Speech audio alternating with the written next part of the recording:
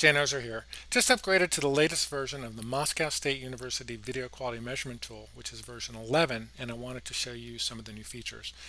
Basically, VQMT is a tool that allows you to measure the quality of one or two files compared to the original. So this is the original file, which I enter via drag and drop, and then this is the VP9 version and the HEVC version. Please don't draw any conclusions about HEVC versus VP9. These are just some test files I had laying around, so they're not perfectly compatible, so don't draw any conclusions. And you load the files, you choose the spec that you want to measure, and obviously the tool supports a bunch of different specs, including Netflix VMAF. One of the new features in version 11 is support for the 4K model. So it previously supported the phone model.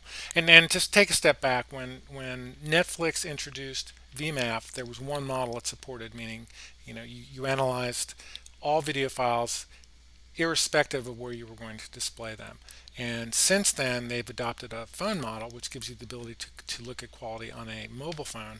And they've also adopted the 4K model. And the 4K model within this tool is applied automatically if you analyze 4K files. So you can force it if you want, but it's usually auto is the way to go. Can't do the same thing with the phone model. That you have to set on and off yourself. So you choose the files, you choose the metric, you press start, and VQMT produces this plot. What's new in this plot is data rates, and I'll cover those in a second. I mean, the main feature of the product is the ability to look at the VMAF rating on a frame-by-frame basis for VP9 in red and for HEVC in green. So here we see HEVC starts out pretty poorly with a couple of ugly frames, really rallies at the end and actually wins this particular analysis. And you get the visual, you also get a CSV file that you can open up and see the overall score. So this is HEVC, which is the second one listed in the CSV file, and this is VP9. And those are features that we always had. What's new is the ability to show the data rate of the two encoded files. The darker blue is the HEVC, and the lighter blue is the VP9. And it's not really exact, but they're close enough to let you see that the data rates are relatively close, which is what you want when you're comparing two compressed files. And what the tool has always done, which I've particularly liked, is the ability to scroll through the video file to a region where the differences may be visible. Click show frame,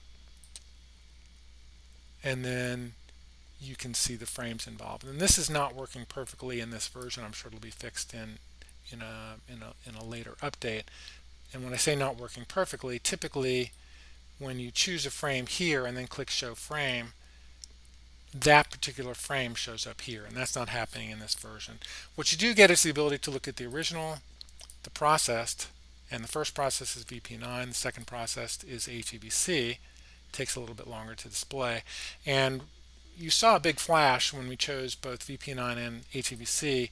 That happens the first time, and then when you choose it again, you can get automatic updates without the flashing, which really makes it easy to compare. You can also use hotkeys, which is typically what I do.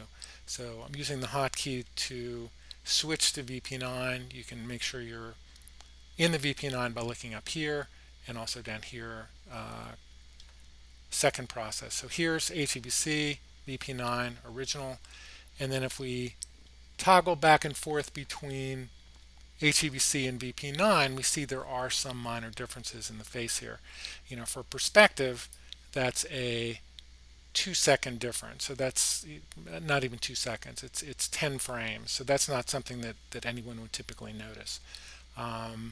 Okay, so the new additions are the 4K model, which we covered, data rates, which we've covered, and the developers also included a table of values here. So if you don't want to go to the CSV file that we just looked at, you can go to the table here and check out the differences in the frames.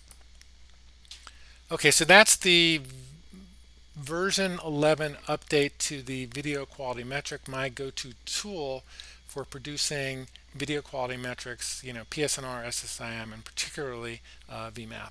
I'm Jan Ozer. Thanks for watching.